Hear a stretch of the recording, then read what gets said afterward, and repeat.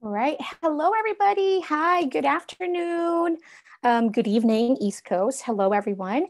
My name is Leigh Ralston, and I'm so excited to have you guys here. Yay. We'll be doing some painting. We'll be doing some florals. Spring is just around the corner. But here in Arkansas, I'm so sick and tired of wearing a long sleeve and then wearing something for warm because it's like one next day we have cold and the other day we'll have hot again or warmer at least. But I'm so excited for spring, just not looking forward to some allergies. But anyways, today's class is brought to you by Faber-Castell USA and Michaels. And it's my honor to be your teacher today to do a little bit of demo. Like what I said, we'll be painting some florals and we'll be using some Faber-Castell product. Before we proceed to the class, I like to talk about some of the supplies that we'll be using. So without any further ado, I will switch over to the overhead camera so we can get this class started. Let me read some of the chat. Hello, everyone. Upstate New York, Patricia, South Carolina. Hello. We have love to Judith. Hello, Nan. Hello, everybody from Virginia.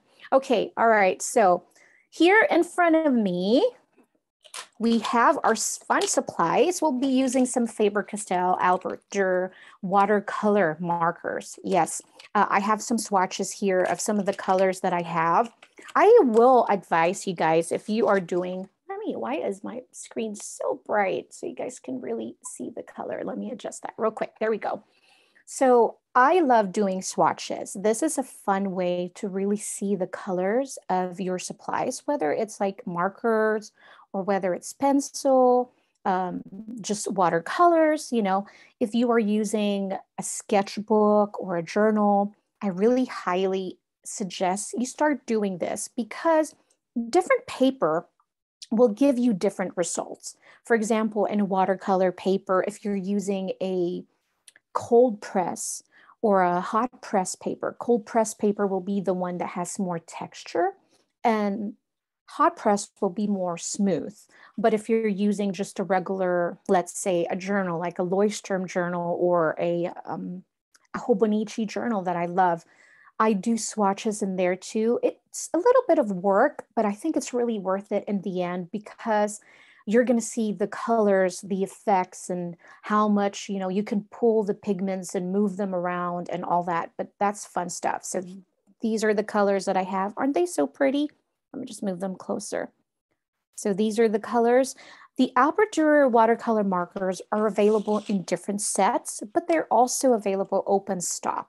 So for example, you're a type of artist that loves to create landscape or let's say portraits or fun, bright stuff, kawaii stuff like myself or like florals. And you can pick and choose your colors.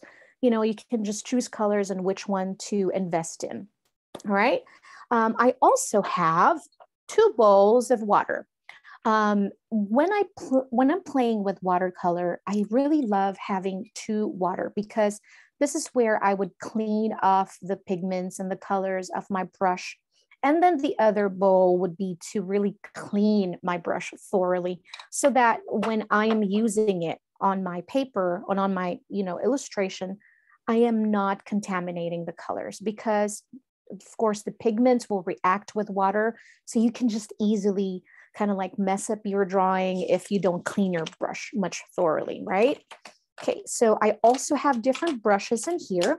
It doesn't matter which brand. I am just using, I love round brushes.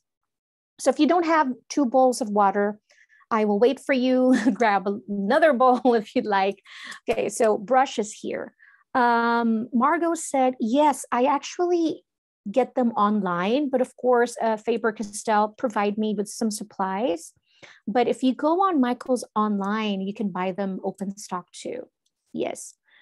Okay, so brushes. I have a flat brush and I have 3 different round brushes in here. What are the sizes? I have a 4, 6, and 8.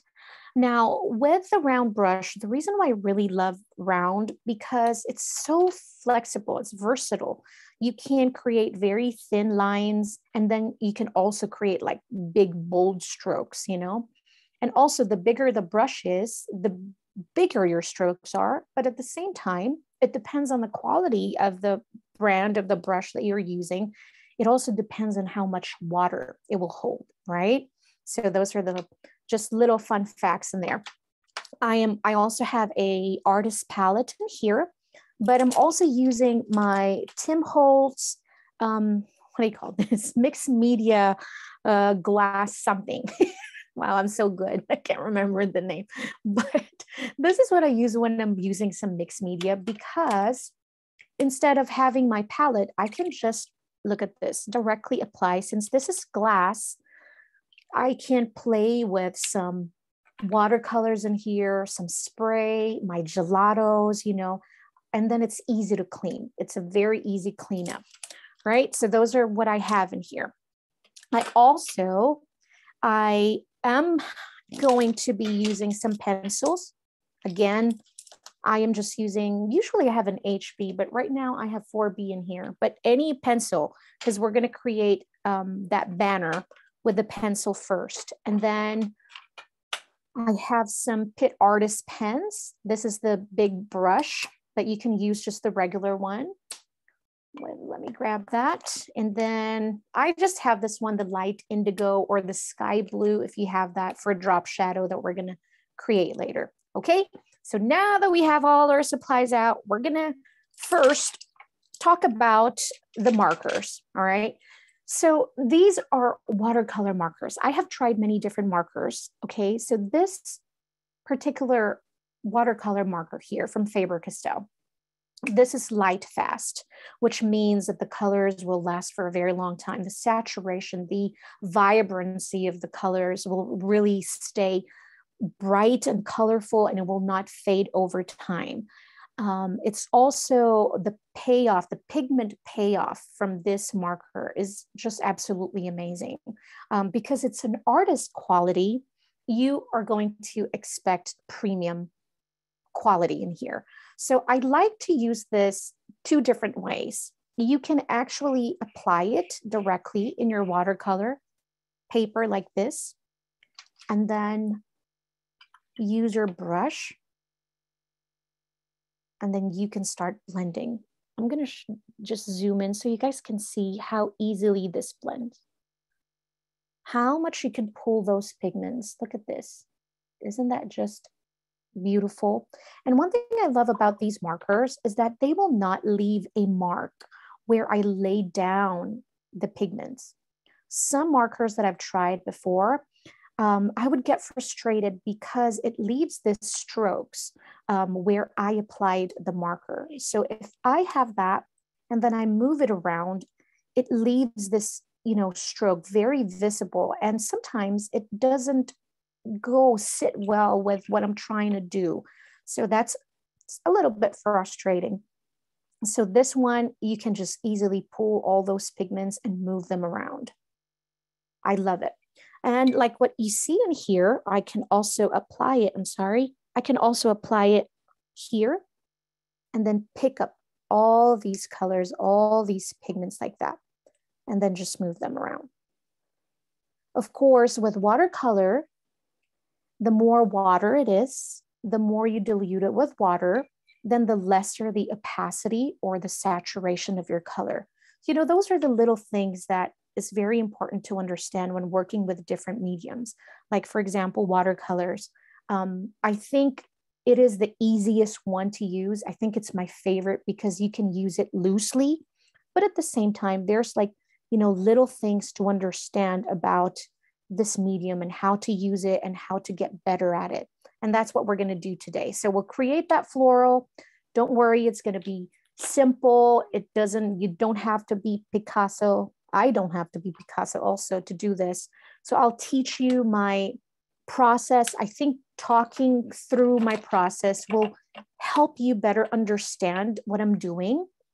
And, you know, if you have any questions along the way, if I'm going a little too fast, please do let me know. And if you have any questions, Miss Krista from Faber-Castell is here to help us answer some of it. And then I will also try my hardest to look on the screen so I can see some of your questions. Eileen is asking, yes, it is, but I'm not sure about the light fast properties of the Zig Real brushes. So, okay, I am going to get my palette in here. Let's see on the side. Let's start with the banner first. Now, you are going to decide the size. Okay, so me, I want to really occupy the whole page. This is I think 9 by 12 size. So I want to make my banner real big. Now we all know how to make a banner. I like to make it like wavy a little bit. Now you can do it straight, you know, that's up to you, but I think I'm going to try my hardest to make a little wavy in here. So just like a mountain or a hill, and I'll just go over here. This is where we're going to put the word bloom, or you can change that also if you'd like. See, that's not a whole lot of thinking, but I just started with the banner.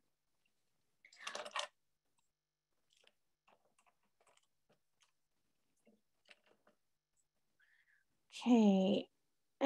Meg is like, can you read the questions you were answering? I'm having to cook dinner. What's for dinner, Meg? Okay, so oh my goodness, what is the picture of what we're going to do today? We have this, I can't believe I don't have the worksheet. Did you guys print the worksheet? In the worksheet, there's like a step-by-step instruction in there. So I'm sure someone's going to post the link to that worksheet. You can print it out, and then the whole project is there. I usually have all the projects printed, but of course today when someone asks, I don't have it. But what we're going to do is we're going to create roses over here, some florals, and some florals down here. Mine is a little crooked. I have more space at the bottom, so I might have to adjust that. I think I'm going to. Just going to grab an eraser. When you're sketching, remember when you're sketching, just try to go light so that it's easy to erase. And that's more of a reminder to myself because I really write heavy. All right, I'm going to try my hardest here. So I can see where I did that. I'm going to adjust it so I can have more space for our florals as well. So I'm just going to do the banner right here like that. Okay, I'm good with that. Now, you've seen me do a little bit of floral earlier. I have 3 different colors in here. We have pink, pink carmine. I also have the pale geranium lake, and then we have the middle purple pink. Ooh, Sonia, man, you guys are making me hungry. This is not fair. Sonia is making some enchiladas suizas. Yummy. So I am going to start with my pink carmine, and I'm just going to apply it here in the palette, like just like that, right? And then I will apply the pale geranium lake next. And then we'll have the middle purple pink. Okay, now the key to creating this roses is very simple, really. But I think the trick that's very important to learn is creating white spaces, negative white space, because that's what's going to give you this this is what's going to give you this visual of there's petals. The petals are spread around and there's like spaces in between them so you can see the folds of each petal, right? So I'm going to start with a sample here, just so I'm not going to do it yet. I'm going to dip my brush in the water and then pick up a little bit of color in here. You can choose which color to use. This one is the pink carmine. And I'm going to start with just very, very small C, right? Letter C, just no brainer, C. And then a C backwards. And then while I'm doing that, I'm also applying a little bit of pressure on my brush, right? So you can see the stroke. I used the tip of the brush and then I applied a little bit of pressure to create this stroke down here. And then I'll do this again and notice that there's a space in between. Okay, that's very important. So there's spaces in between. And I'll do that again. I'll create a letter C on top. and then do it again like that. And then do it again over here. So once you feel like your colors are not spreading anymore, that means you don't have enough water anymore in your brush. So right now I'm just cleaning my brush. I am not dipping to any color. I am just going to spread this around. So from that side, this is just a wet brush. And I'm just going to pull those pigments and then spread them. If you're using a big brush, just be careful on the amount of pressure you are using when you're spreading your colors. All right.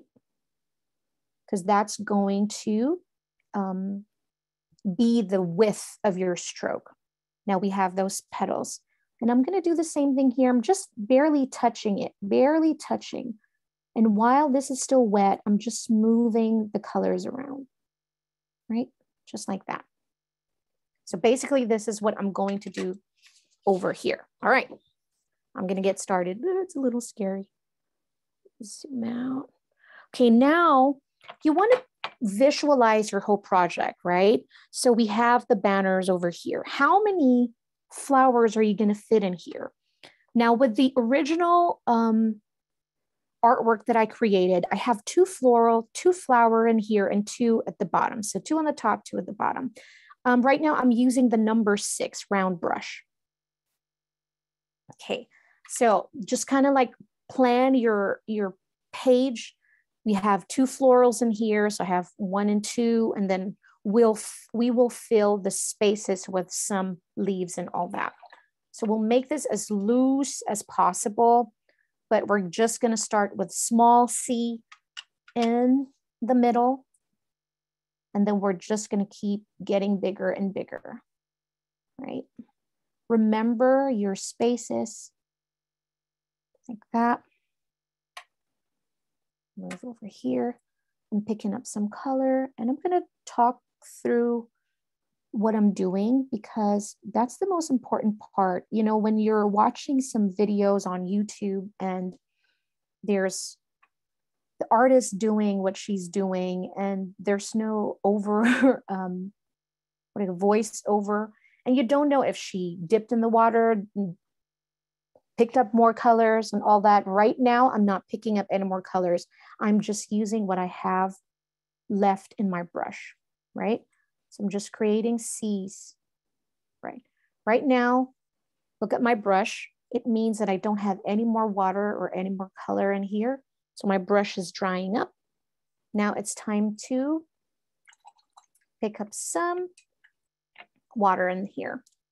And we're just going to spread each petal. Now, coming over here. Still using the same brush. I just dipped it again in water.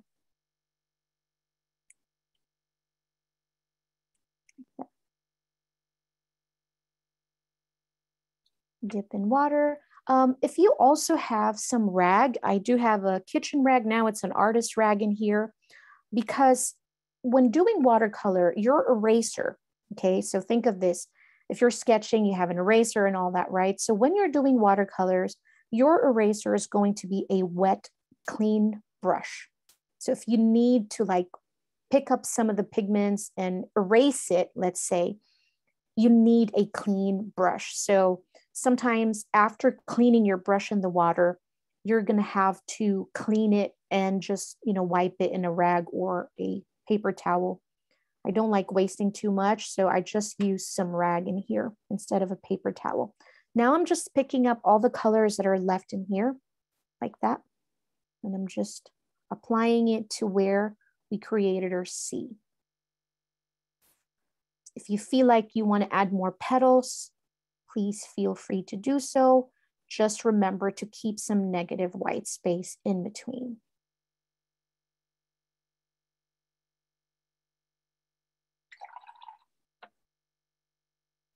Now we don't have any more colors. I'm going to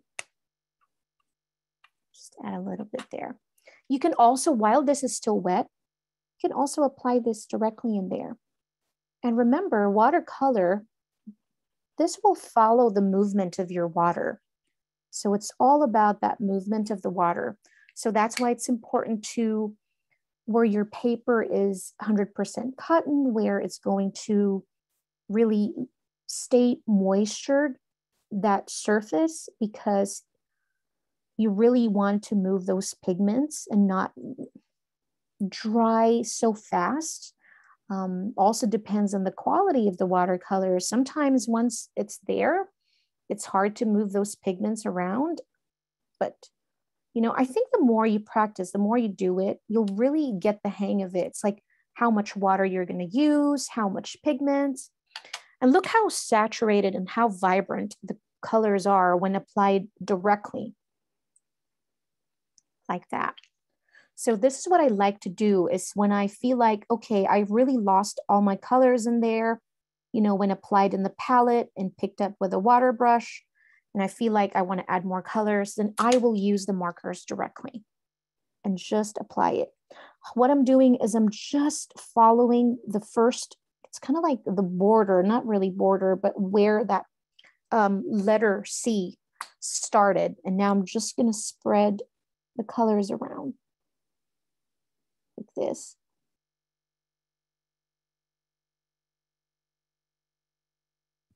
Like that. I feel like I need something here too. So I'm just going to add a little bit of that marker again. And little goes a very long way. Dipping my brush in the water, tapping the excess water so it doesn't move too much. Just like that. And just like that. And look at this. I'm going to use just the tip of the brush to just kind of create this, like this, the strokes. Very thin strokes. And applying really, really light pressure when you're doing this.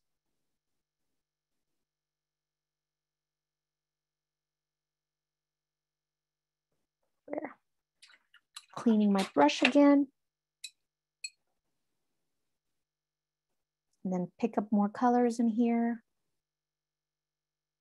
And I'm just going to add a little bit more petals, but very, very wide. Look at this, just really, really wide.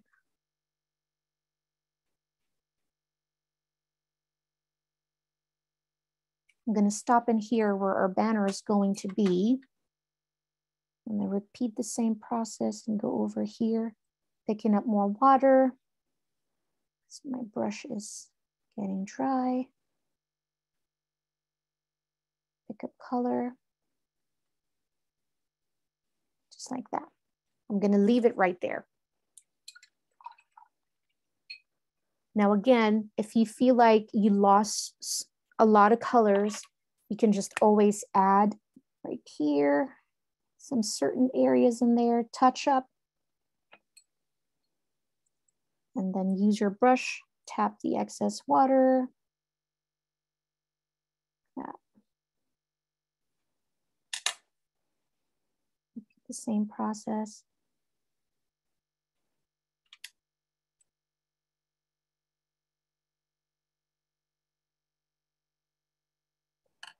That. I feel like I need some in here too.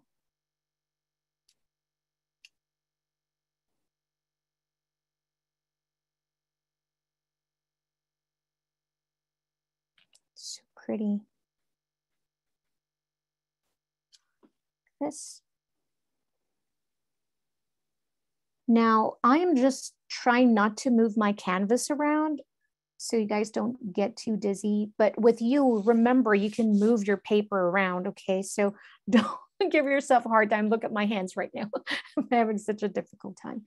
Lily is asking, can you use a mixed media paper? Yes, you can, but I really highly suggest using a watercolor paper because it holds more water, and then it will also keep the water a bit more wet, so you have more time to move your pigments around. Like this. It's looking so lovely. You can scan this and create some cards, you know, for your friends. Make this as your wallpaper. I think nothing really beats traditional art because, you know, I do some digital art as well, but it's just so different when you're working with traditional art. I can't speak. Here we go. I feel like I want to add something in here. So just using the point and just adding a little bit there. So we'll touch the banner. Okay, I'm going to leave it there. Moving to the next color. This is the pale geranium lake. And I know that I'm going to add some leaves in here, but I will move my flower in here. So we'll have enough space for some leaves. I'll make sure to put my floral in here on this side. So this one will be much smaller than this. Okay. And that's very important also to kind of like pause and analyze your drawing and say, oh, okay, this one will be where I'm going to put my leaves and all that. All right, so it's easy to re-wet the markers. See, I just added just a wet brush. I'm going to start with the letter C again. I'm going to apply a little pressure. Okay. Like that. Cross over to the other side.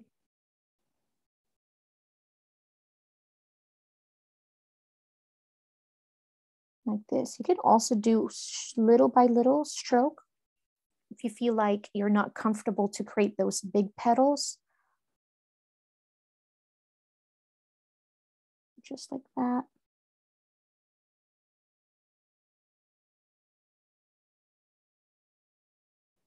That's a pretty color. There you go. Dip my brush in the water and picking up more. Now, the more water in here, the more, of course, less saturation we'll have. If you want more bright colors, I don't like that. I wish I didn't connect those petals, but oh well. So remember, remember your white negative space. Don't forget. Okay. You can also blend two colors together, and this is what I'm planning on doing for this one. So I'm just picking up what's left in that here. Okay, I'm not going to make this too big because I'm not going to have enough spaces for my leaves, and I want my leaves to be like really big. Okay, and now I'm going to pick up a little bit of the pink madder lake in here. Or is this a purple? No, this is the middle purple pink. Yeah. So not too much of a wet brush. It's a little damp, but not a lot of excess water in here. So I'll have like the full saturation in here of colors. And I'm gonna just apply it in the middle part of my flower and just doing this also. So instead of a marker, I'm just picking up the color so it's not super saturated, still diluted with water.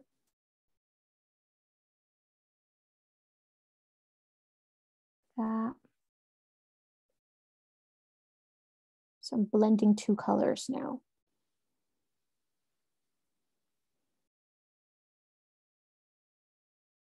Just using that tip.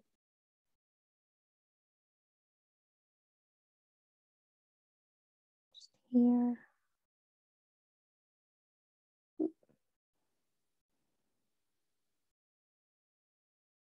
That.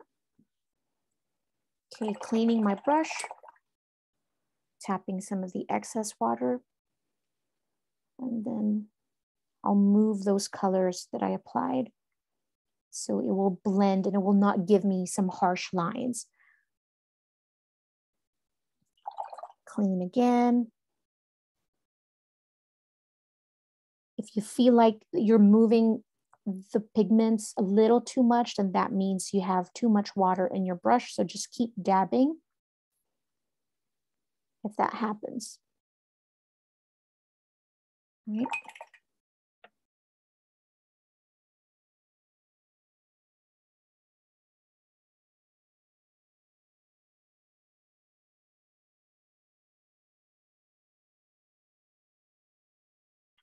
Picking up some color, adding more colors in here.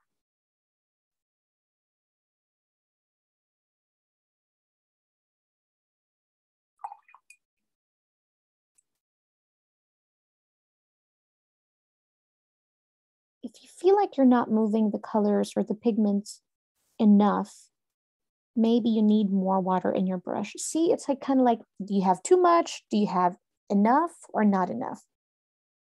So it just depends on the type of surface that you're working on as well, and the type of brush that you're using. You know, maybe it's not holding enough water and all that, but kind of like adjust as you go. So I think that's the best way to do it, is just be aware of what's happening. So if you're like, oh, I'm not moving this, you know, this color around, so maybe you need more water. If it's moving too much, then you need to kind of like tap some of those water. Okay, I'm good with that. Let's see it. Okay.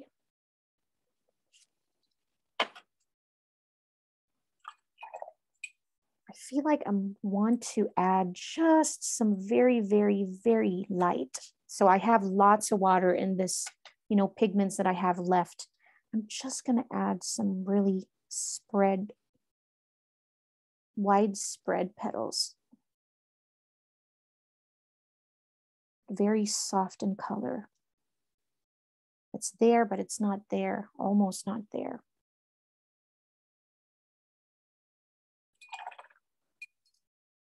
So just a clean brush, and I'm just touching all those ends so I don't get some harsh lines. Oh, it's almost blurred. Okay. Look, it's so pretty. Oh my gosh, roses, you know, the honest truth is that I'm really not into florals very much. If you're familiar with my art, I love the kawaii style and the, you know, the pop art. But I enjoy painting roses every once in a while, especially in my journals, because I love creating some quotes, and I think florals go well with it.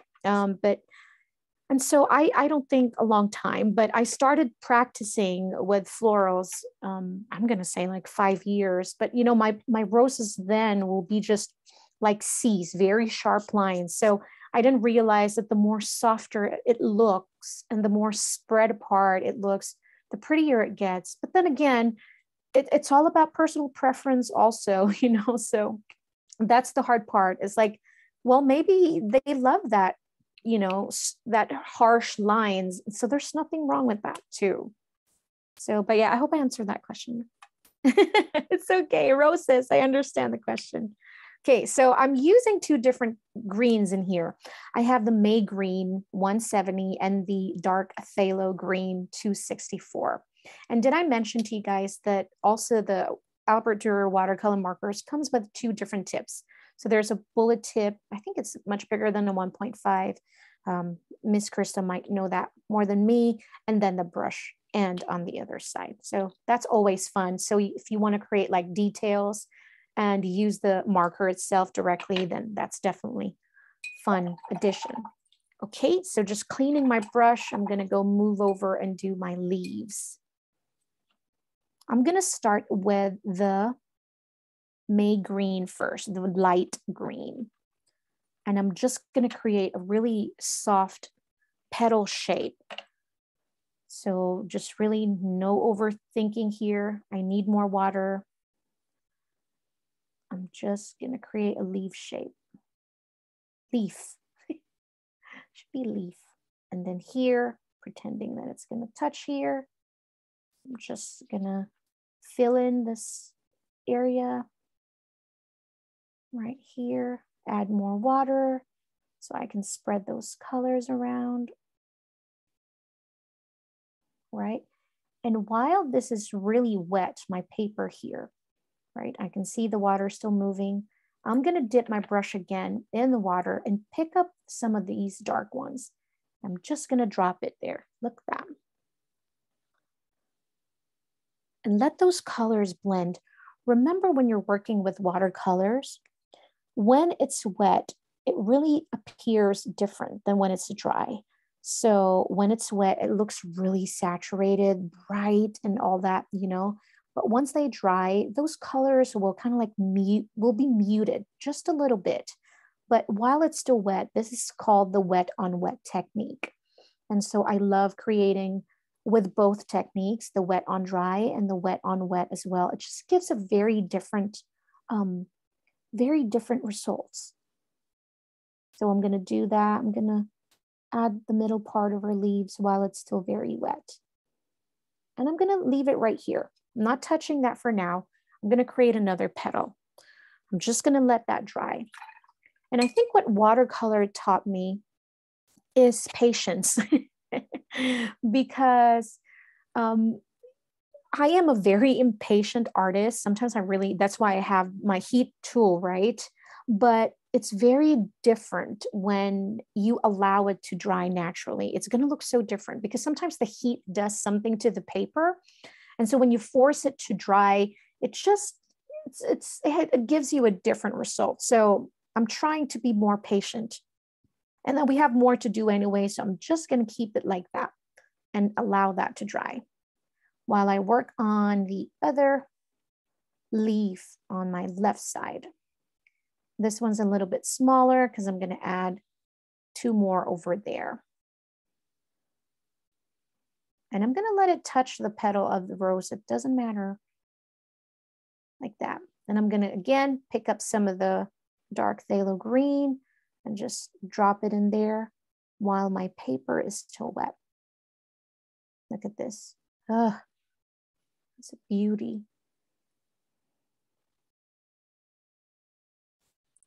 And I think this is where it's so relaxing when you're working with watercolors, because you can see all the magic happens in front of you, you know, while it's still drying, while it's still wet.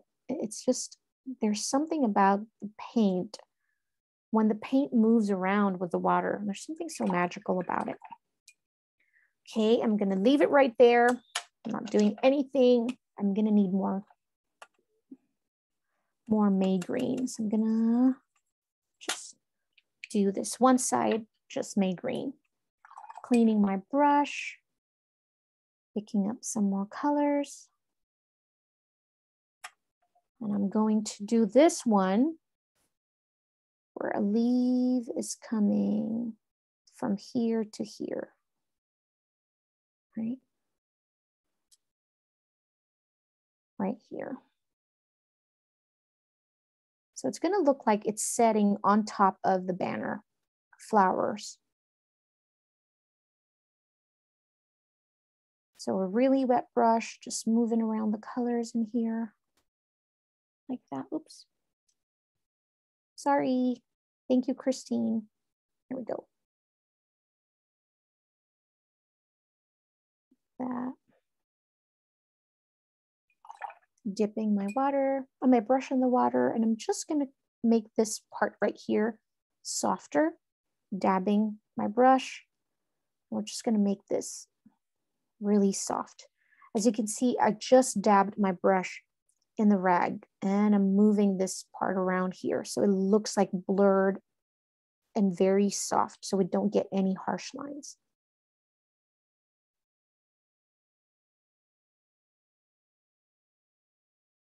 Okay, so while the other parts are still wet, I'm going to pick up a little bit of that phthalo and just add it over here on the sides.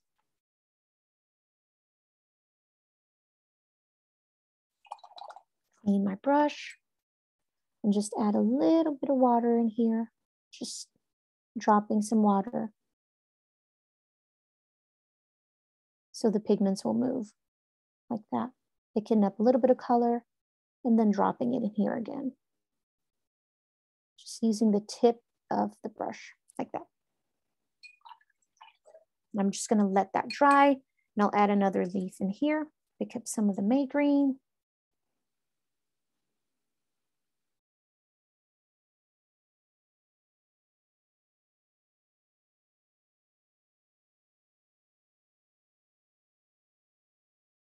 That. Dipping that water. Just adding water in here to create that soft look again, and dab it and then I'm moving the pigments up like this, see? Just dabbing, cleaning the brush, and then picking up those pigments and move them. While this part is still wet, picking up a little bit of that water, dipping it in the dark phthalo.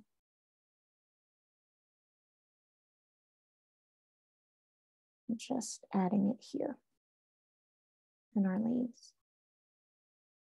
Now, because our time is limited for these free classes, I am going to, after this, I'm going to move over to our lettering part so that you can just create more florals down here at the bottom, right?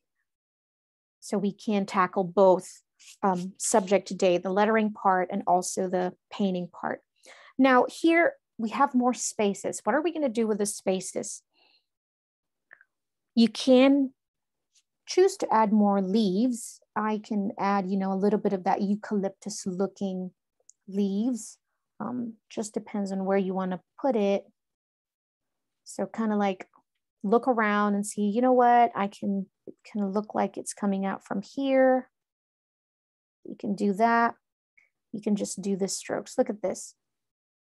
I'm just using the tip of my brush and then just adding pressure and then lifting it up.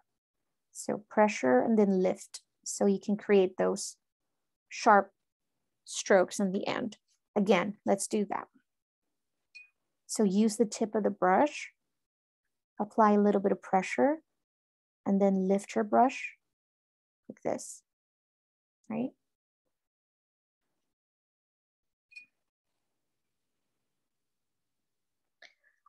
With this, since this is a very loose floral, I'm not really thinking about so much over my light source, but when I'm doing some more different type of illustration, I really think about my light source. So for example, even with my lettering, but with this type, I think with this style, I'm not thinking about it so much.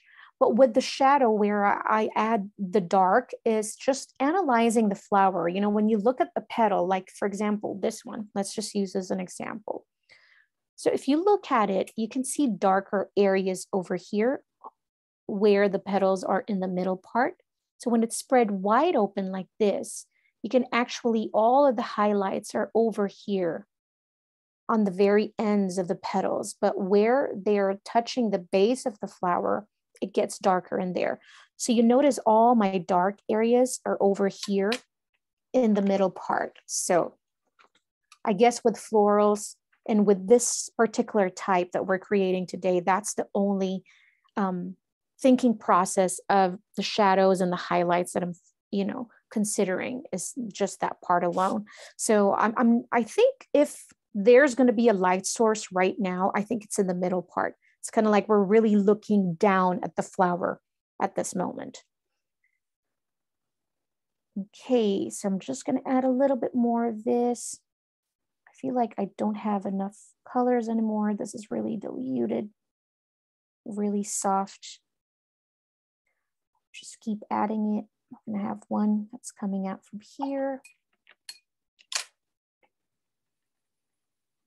More colors.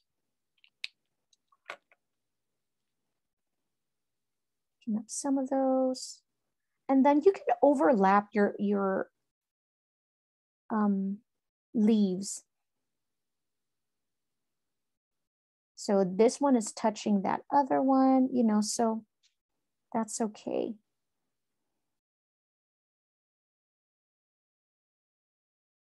And I think that's what I love about some loose watercoloring this way. It's like sometimes things doesn't always have to make sense in real life.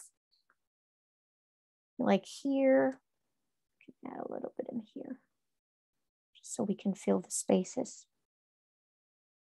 Can add some leaves. Now we're gonna mix some color of the dark phthalo and a little bit of the May green, just picking up some water to blend the colors.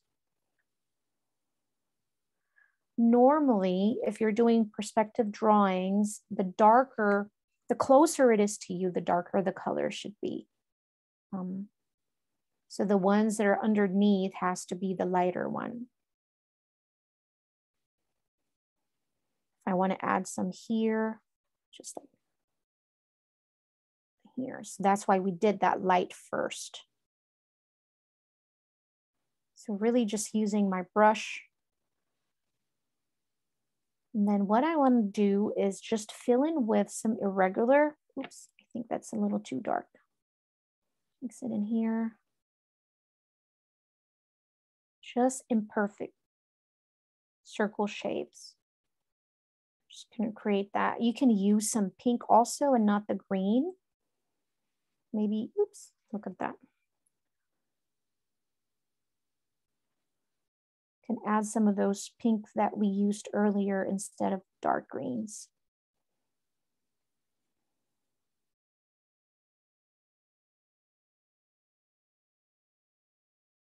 There we go.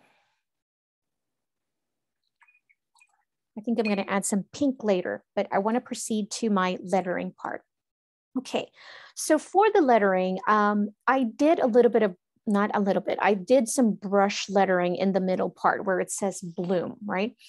Now you don't have to do the brush lettering if you feel like you're having a hard time with the brush lettering because it's a little tricky. But what you can also do is do a faux calligraphy. And this is what we can do with some watercolors. And this is one of my favorite things to do also because I don't have to worry about the thin and the thick strokes because it's a little bit of a struggle. And also I'm using a textured watercolor paper. So that means I might hurt the tip, the brush tip of my pen, and I don't really want to do that. So for the faux calligraphy, this is what you can do, is just write the word bloom, okay? So you can choose to make it all capital or small, you know, but I'm just gonna write it with the letter B, not worrying about anything right now, just really lettering. I'm just following the shape of the banner that we created. That's letter B, letter L. I'm using a pencil, right? For the faux calligraphy, you can use the brush pen as well. You can use a fine tip. You can use a bullet tip.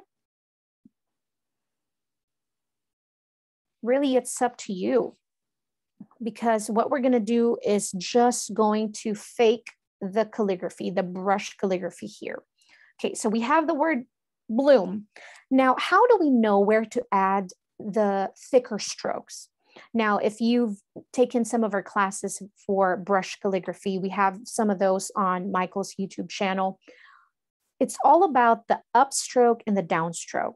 Okay, so upstroke is every time you will motion and writing away from your body. This is where the thin strokes are going to be. So every time you go up, it's supposed to be thin, and that is where you're going to have to apply really, really light pressure.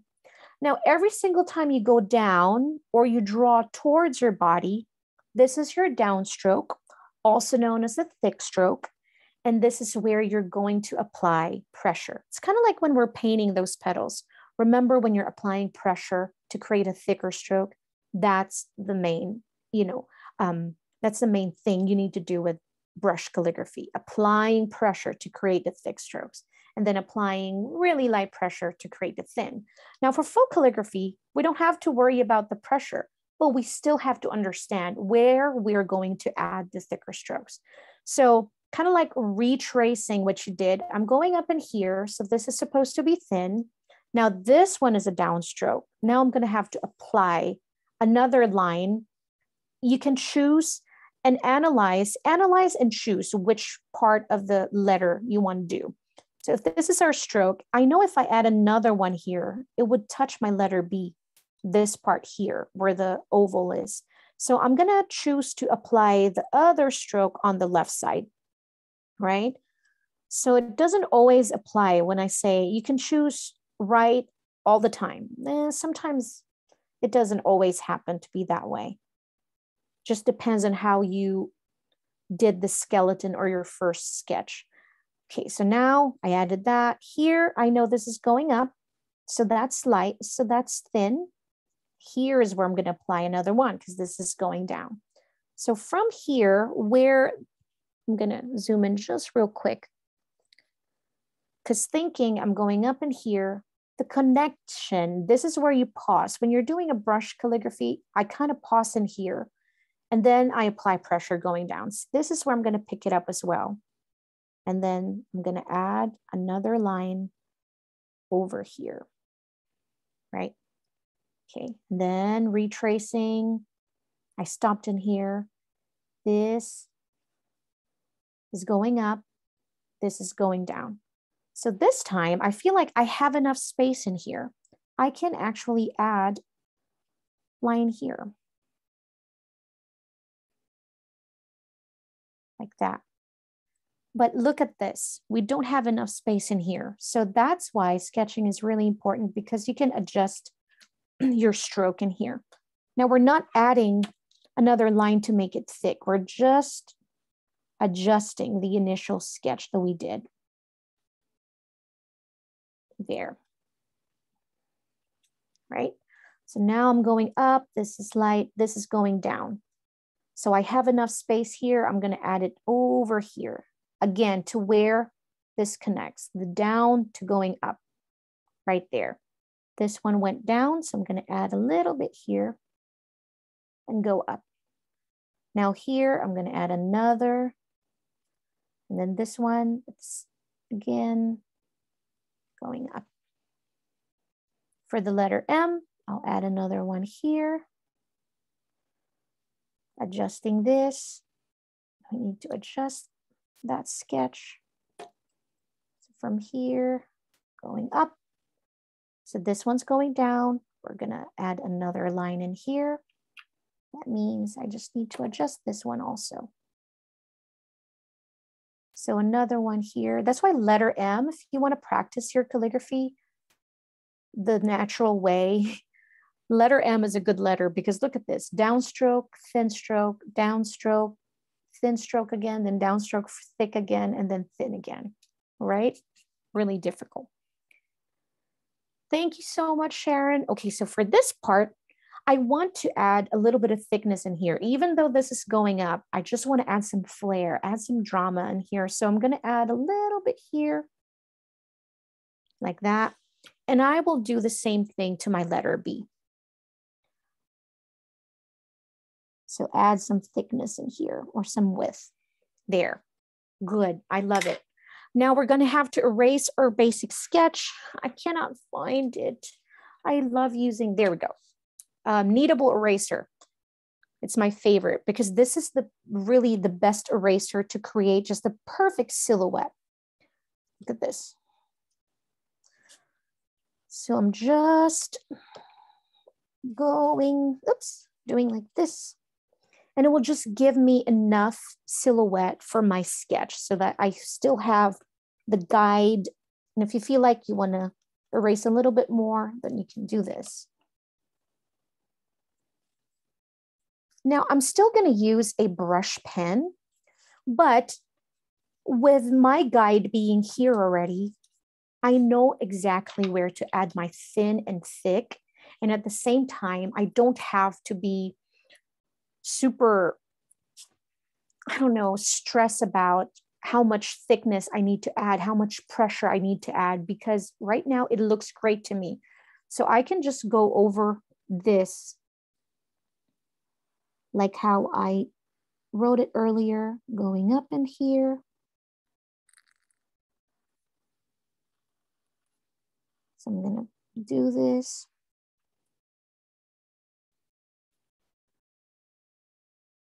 following my sketch, and then we can just fill in the thickness later.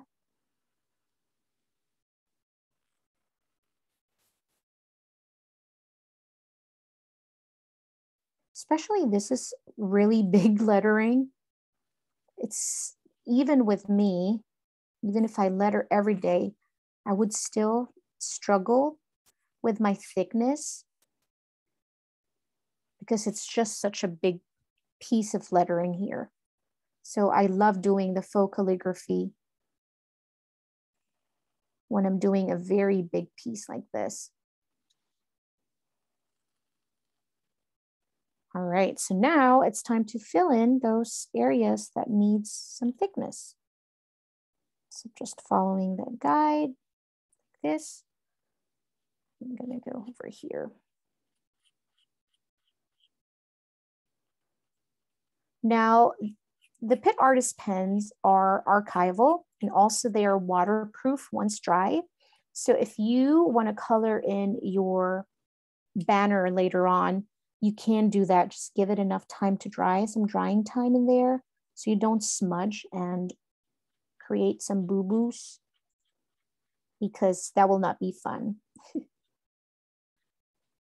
that. And then you can just clean up your strokes later. But I hope this was helpful, because I know when I was, trying to create big pieces of illustration like this before, I would struggle with the thin and thick strokes, and I would, ruin my marker just because I'm trying to be perfect the first time with, my thick and thin. But with this way, just really practicing a whole lot with, starting my illustration with a sketch, it really did change my process very much so. It was super helpful knowing that I don't have to struggle in the beginning. And then can you imagine creating the florals already where it's perfect, you're so happy with your painting, and then you do your lettering last and then you ruin it. Can you imagine the frustration? So always start with a sketch. But yeah, this is really a game changer for me. Just knowing that it's not cheating to sketch, because even the greatest artist, I bet you they start with that sketch idea too. Or even if they don't, if it's helpful for you, it's helpful for me. Who cares about how they do it, right? Just worry about you. Do you, boo? But here we go. We're almost done with the lettering. Someone's asking what pen size for the lettering. This size is the brush tip. So the PITT artists, they have many different tips, which I really love, and I'm super excited for something coming out too. But this one is a brush pen. I think I showed you guys earlier the big brush as well. So that one has a much bigger brush tip. But I love the smaller size because the brush tip of the PITT artist, the smaller, is more flexible. I feel like I can really play around with the brush tip of this one. I can really apply really heavy pressure and create thick strokes, and at the same time go really light and create a much thinner strokes. So I feel like this is more flexible. But if you have a much bigger piece, and if you want to use it for mixed media, creating backgrounds and also using it for stamping, then the big brush is really good for those reasons. But then you can just clean up your lettering, erase the sketch where you put down your banner. Oops, I almost forgot this part.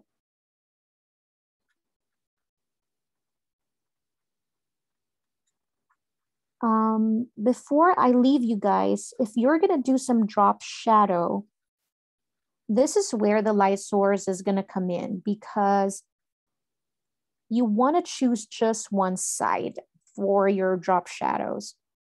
So if you wanna add your drop shadows, choose which one side. If it's left, then everything has to be on the left side. If it's on the right, then everything has to be on the right side. We'll do one letter before I go.